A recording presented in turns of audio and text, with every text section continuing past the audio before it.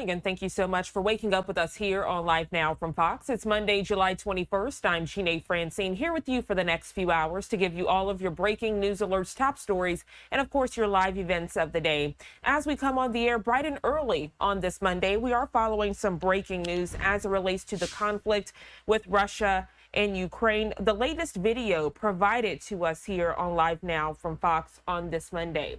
We are learning from the Associated Press that Russia unleashed one of its largest aerial assaults on Ukraine in recent months, only hours before the UK and Germany are to chair a meeting to discuss U.S. President Donald Trump's plans for NATO allies to provide Ukraine with weapons. We're learning the attack killed 2 people and wounded 15, including a 12-year-old. That information coming from Ukrainian President Volodymyr Zelenskyy on this Monday. The drone and missile assault on Kyiv overnight into this Monday underscored the urgency of Ukraine's need for further Western military aid, especially in air defense. This a week after President Trump said deliveries would arrive in Ukraine within days. The virtual meeting will be led by British Defense Secretary John Healey and his German counterpart.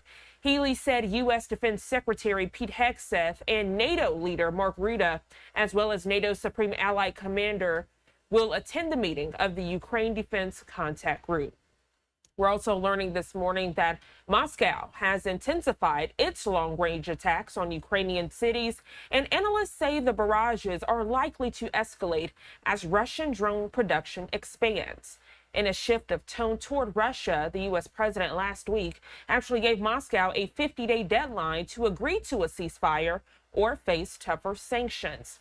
We do know at this morning's meeting, British Defense Chief John Healey is expected to urge Ukraine's Western partners to launch a coincidental 50-day drive to get Kyiv the weapons it needs to fight Russia's bigger army and force Russian President Vladimir Putin to the negotiating table.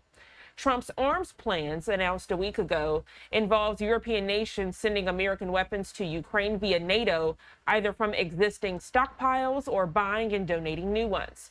The U.S. president indicating discussions were partly focused on advanced Patriot air defense systems and said a week ago that deliveries would begin, quote, within days. So a lot to follow bright and early this Monday as relates to the Russia-Ukraine conflict. If you're just now tuning in, good morning to you.